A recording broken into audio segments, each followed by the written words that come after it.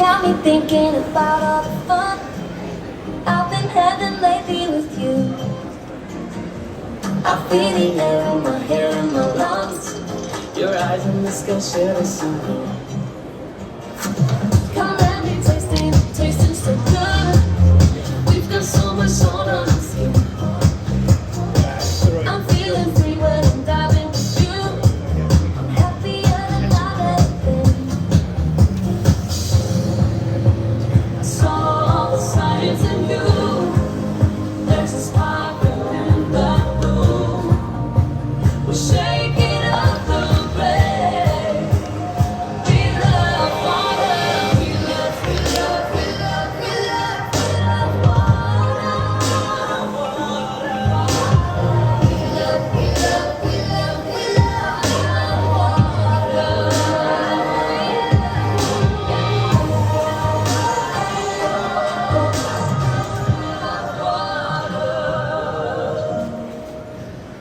Blue Innovation Doc 2026. Welcome to this Friday afternoon. I'm happy to welcome you all here.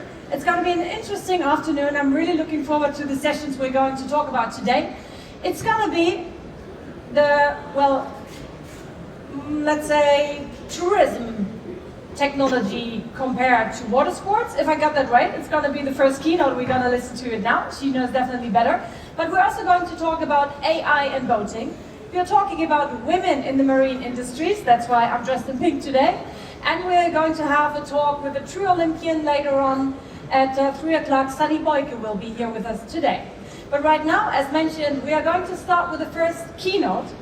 And she's talking, the name of her keynote is "The Future Might Be Fluid," and I like that because she's talking about travel industry perspectives for boating patterns from travel and hospitality and the questions they raise for boating. And like I said, she knows definitely better.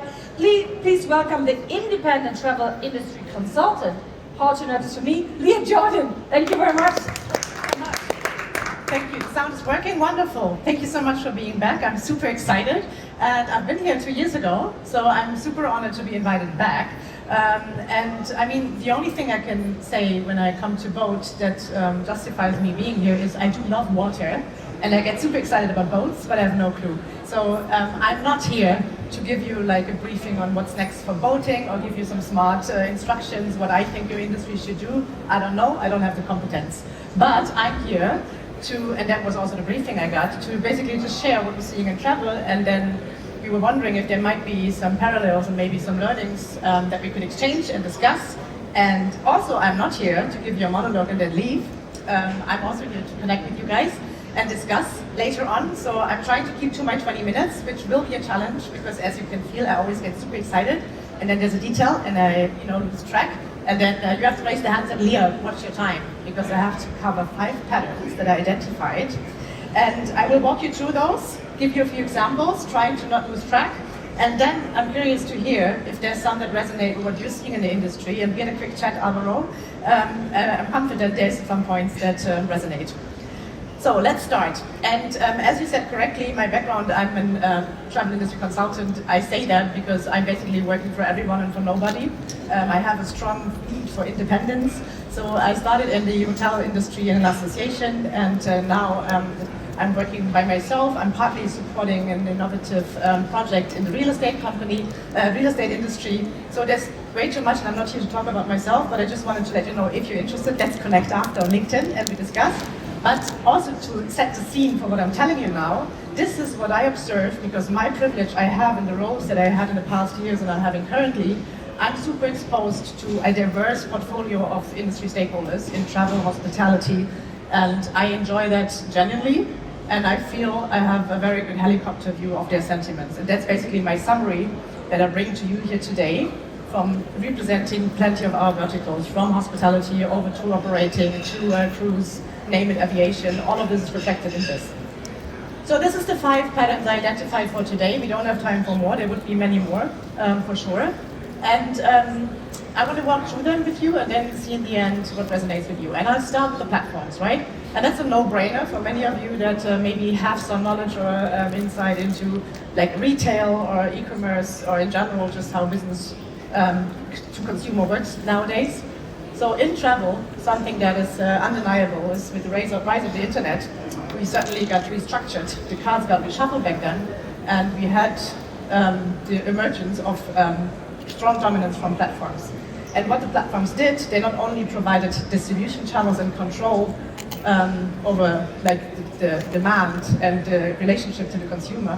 What they did, which I feel really changed the game, is they changed consumer expectations at scale and in massive speed. And you might relate if you think about a bookstore and Amazon as a correlating example in the normal consumer goods. And you probably have heard of those guys. It's only 4 I picked because it's too many to cover. We don't have one platform that's dominating all of it, although there's a war for this position for many years, obviously. But we have a few, and that's already a challenge because along the consumer journey, the entire value chain, I'd say every vertical by now is dominated by at least 2 or 3 massive platforms that really say how the game is running. And Google per se is not a travel platform, of course, but they do, as you probably will know for sure from your industry as well, their influence is undeniable, and they shape what's happening in the industry, they shape consumer expectations, and most importantly, they shape intent. They shape where you be, if you're busy, if you're seen, if you be found, and if people can connect with you. And I mean, connecting to the EBI as well, it's also remarkable if you consider that Booking.com and Google have been officially categorized as gatekeepers by the Digital Market Act, which shows the importance they have in terms of infrastructure influence in our industry. So that's certainly factors you cannot hide from. Trip.com, for example, is a player raising awareness in the past years because they're growing significantly from the Asian markets coming to Europe now. It's staggering if you see their growth in the reach they have nowadays. But what I want to come to from, they basically set expectations for the consumers. They also change now the value layer, so everyone now kind of tries to own the journey. Everyone tries to own the customer, and there is happening like a movement towards owning the end-to-end journey. So whenever you were an expert in one thing, now you're trying to add everything to it, so you don't lose the connection with the customer. This is very obvious, for example, if you look at, there's only 2 examples, right? There's plenty if you would look it up. But Booking Holdings, the mother company of Booking.com, the CEO, Glenn Fogel, for many years now, he is pushing the narrative of the connected trip as a supervision for the industry.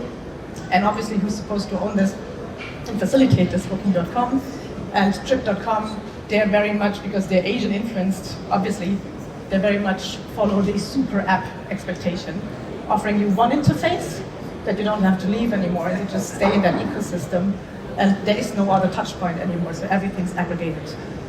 So I think that's, it's for many people being in the business, it's a no-brainer, but I think it's remarkable because it has been a change. And what it also did, it shifted control and power away from individual players. And if you look at the travel industry, I'm not sure about voting though, of the structure, but the travel industry is very much, for example, the hotel industry, long tail. So big parts of the industry are made up from individual players, smaller ones, smaller groups. It's not the big brands. That's different in the US, but on other markets, but in Europe at least, it's very much like mom and pops and smaller groups, smaller brands, which is changing now as well. I will touch on this later. But it's very interesting to see that contradiction in itself a bit, right? So of course you have a friction there. Coming from that, we had the changed consumer expectations from the platforms. Something that came visible when now one player tries to own the journey and offer you everything in one go. For example, if you would look up now, how much success Booking.com had with adding air tickets to their journey, it's a struggle. And how much success they had with the test pilot of adding the Uber taxi drive to your hotel to solve the last mile problem when you arrive in your destination, but then how do you actually arrive in your final destination? It's not as easy as it looks, right? So something that is a pattern to me is, or to many in the industry, in theory it sounds nice, the vision is clear, but then the foundation is not there, and we have a problem with interoperability. There's so many stakeholders, there's so many individual verticals you have to unite, and that's a challenge to overcome still. And I think that's what the industry is working towards now for many years. Right. And I mean, I don't want to talk about COVID, the pandemic, we've passed that a long time ago.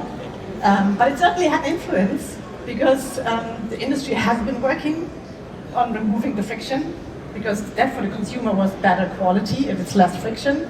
But then obviously through the pandemic, there was an acceleration in adoption of technology, especially contactless technology, and also the fact that maybe if you think of the hospitality, suddenly you had to operate your property without staff in it. So you were basically forced to adopt cloud technology that you have been debating before. Or the consumer, he was fine with checking himself or herself in, which would have been unacceptable before the pandemic. I think this would have come anyways, but it was definitely accelerated by the pandemic. So that has been a massive shift as well. And they're still working on that, right? And you have like the visible layer, which is everything that you guys see when you travel. It's like the kiosk at the airport, the QR codes, the contactless solutions that you, as a consumer, actually can see, the guest-facing technology. But then we have massive work in the back end, and then you have a lot of challenges as well. It's the whole foundation layer. How do you make this work in the back? And that's, yeah, I think that's where also will be decided in the future who's the ones who are going to own that game, because that's really what then guarantees that the front end really runs smoothly. Because if you can't connect in the back, the front won't work. So pattern 3, let me check the time. It's good. So pattern 3, it's about scale. And that's also, yeah, I was wondering if I take this in, but I think it is connected to the 2 other patterns. And it is about that the competitive logic of the market shifted and continues to shift rapidly. And it's all about that a good idea alone doesn't solve the problem anymore. Or if you solve a problem as a business for one of your customers, that's great. You might even be good with your, it's got to be break even and you even make revenues. That's not good enough anymore. Because the guys that really make the difference in the market is the ones that achieve scale. So you have to solve a problem, but you have to solve it at scale and that fast. You don't have time. You have to be really quick about it. So you have a kind of a non-existent level playing field. It's really the ones with the funds and the size and the scale. And then you have the ones with the good ideas and how do you bring this together. So this friction problem you see in every industry. In travel, it's very prominent at the moment.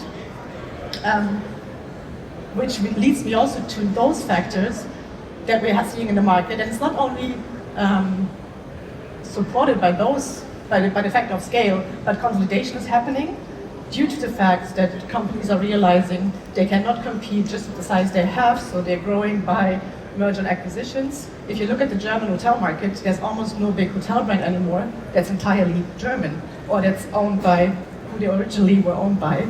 So every day you can keep yourself 10 hours busy just researching who has been acquired yesterday, which changes dynamics. Not every day significantly, but there will be changes that affect every single one in the industry at a certain point. I think that's also not unique to travel. I think that's just the rule of economics. It's the rule of being in difficult times and looking to like just achieve economics of scale, right? But we have another factor in travel which is interesting, and it's becoming kind of a hype at the moment, is you have another factor making competition difficult. You might have a good solution, you have an excellent team, you have a good customer base, but your competitor has the same setup, and then he gets funding, and he gets massive funding. So his funding gives him a go-to-market strategy, marketing budgets you could only dream of, and this inequality also brings friction, and that also affects individual players, because in the past you might have gone with one good player and saying, okay, it's an owner-owned company, it's a GmbH, you can say in German, it's safe, right? You want to work with a good, like a Kaufmann, like doing good business. Now you have to reconsider, will that company be able to fund the investment needed for the future to develop technology further? And at the same time, if you then go with the guys with the big money, it's also not a guarantee, because they might have great marketing, they have great go-to-market strategies, but can they sustain development and visibility at the same time without lacking either or? And will they actually stay true to their core business offering that they offered you as a stakeholder? So in conclusion, I think that factors any entrepreneur in the travel industry really has to look into at the moment and make decisions about and be up to date to make sure that they survive in this competitive environment. Yes. And now, we've talked about those factors, and then something that is going to be the transition to the next panel.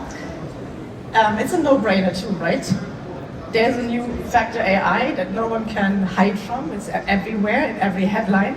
But in travel, it's nothing new. It has been there for a decade. We've been working with machine learning AI in the back of the systems. I mean, think pricing recommendations, think like travel planning. We had like optimization of processes based on those technologies. But now what's happening is that AI is coming to the top of the funnel, and it's the accessibility of the technology and the speed it is evolving that will reshuffle the cards once again. So now that we have had obscene change from the internet rise of platforms, the reshuffling of who owns the industry, distribution channels and visibility channels, now it's again at the point where nobody knows what's going to happen, because AI is pulling into two directions. What AI does is AI concentrates. What I mean is the big guys get bigger because they actually can work with AI. They have the funds to get the best talent, they have the funds to do research and development, and they have the scale to deploy. But then on the other hand, it's a leveling force, because in the past, if you had a good idea, you might not be able to roll it out because you don't have the funds to get the 20 developers you need for it. Now, think vibe coding, you can just sit down and start doing it. The opportunities that arise is the same dynamic or similar as back then with the internet. There's so many new opportunities for so many different stakeholders. That is a super exciting time, but also a time that I feel we have to be careful about, because first of all, change who's in control of the customer, who owns the conversation, and until now it's not decided. There's no dominant AI player interface now. Everyone's developing new things. It's at a speed I can keep up myself because I'm not an AI expert, but I see, even if I wanted to, that's a job in itself to just stay up to date with those developments.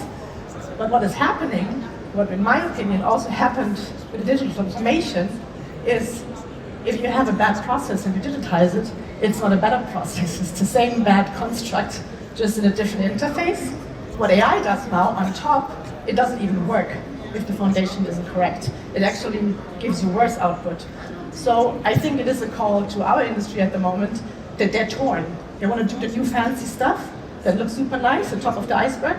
They want to be with the big players doing these entertaining factors, like giving you the best travel itinerary, putting you the best videos and like visual content. But what they should be doing probably is like checking their data, so checking their structure. Are they actually ready to deploy AI? And as I said, I'm not an AI expert, but for me the pattern makes sense. In order to play the game, you have to clean up. And then at the same time, don't miss to play the game because the speed is insane. So you don't have the time to pause and clean up.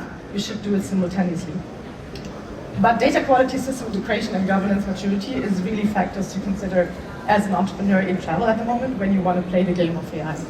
And then the fifth pattern, and I think that's where we have a connection with the EBI. That's also what I've did in the past when I worked in the association.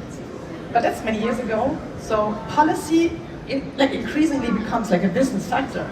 And this is also to many a no-brainer, but in the travel industry, no one was really in charge of that ever. If you even looked at what associations did in the past, they did that too, but it wasn't their main concern.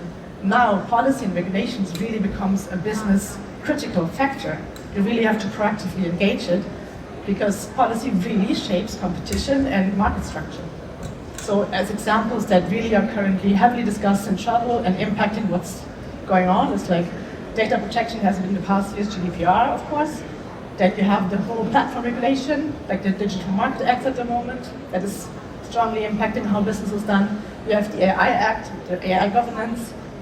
And what it also does it again globally increases competitiveness, right? So one could say, okay, then in Europe it's more difficult to deploy innovation because we're heavily regulated. That's a discussion for another day, but I think it's very eminent how influential regulations are. And whenever I go to industry events in the past years, if you ask the industry stakeholders, whoever that is, if it's a travel company or hospitality representative, if it's a vacation rental owner, the one thing they're most but it's costing them the most time and they lose sleep over, is regulation. Because they know it's essential, but then they don't know how to solve for it because they don't have the infrastructure to have their own policy team. And if you look at the recruiting pages of the big players, you will see how important policy is for them because they have entities entirely busy proactively engaging policy in their business. Yes, so again, innovation uneven and competition difficult. Also, I mean, that's just the nature we're living in, right? So it's not fair. It's probably very much unfair in a way. And if you are a new starter in that environment, you have to be smart about it. And yeah, I said that we are proactively engaging policy at the moment. I think there's also a rise of knowledge about it, which is good. And I think associations play a critical role in that. Representation is important, unified representation. So you don't need 20 associations talking to politicians, you need one representing the industry. And then that brings me to my final pattern, which I'm personally very confident talking about, because this is basically the theme that brings me throughout my entire career and my personal life is collaboration. And in the travel industry, it's very evident that you can't do it alone. So you really have to collaborate with each other. So if you look, for example, at tech providers in the travel space, they all have marketplaces by now. So they kind of, the whole concept of doing it together, pushing transformation together as a network rather than one alone, that's what you have to do. There's no other way. A good example for public-private collaboration, so even extending it out of your own industry sector, is the IATA One ID. And I'm not an aviation expert, but I do know, because I work with the travel sector, and this is one of the examples where you see it's absolutely imminent that all these players work together. Airports, policymakers, governments, airlines, they all have to agree on standards, on procedures. They have to follow the same objective to make this a success. And the idea is simple. The idea is you have a seamless check-in, check-out process and border control at the airport. Execution is a nightmare. And still, today, this is not 100% coverage all over the world. It's just partially solved. And there again, you have other networks trying to do the same. So even with those networks, you have competition. So transformation really is also in itself sometimes blocked by ourselves. So it could be faster if we would work better together. So that was a lot, I guess.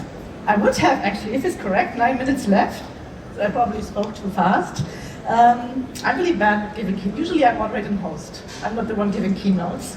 No, but this is, I mean, I don't think it's super new what I told you, but I think this is some of the factors that really drive what's happening in travel. And I know there's guys that will join the AI panel later, right? And now I would be super excited to hear from you guys what your perspective is. Is there factors you say from what are you doing that's really keeping you up at night, or you would be curious to learn more about what's happening in the travel industry? And I'm not sure, do we have like a microphone we could hand around? Wonderful. All right. Yes, give me this one, and then I start. Who wants to start? You guys were here 2 years ago. Yes, tell us quickly, because Sabinavi, I bet you offer something, and I think it's connected to technology, and I think you have to work with quite a big player there. Yes. To make this happen. So we're from Savinavi, the Google Maps for boats. So if you want to get from A to B, we help you get there safely. And so one of the things that really resonates is one of the final slides, I think, about collaboration. As you said, you can't do it alone. So many of the things that we do take you from A to B that involve a lot of different players. And so I 100% agree. I think if we want to make the boating journey for the boater more successful, then we're going to take away some friction, and that means working together to achieve that. So I agree. In what markets are you active with what you're doing? It's globally? Globally, recreational boating predominantly.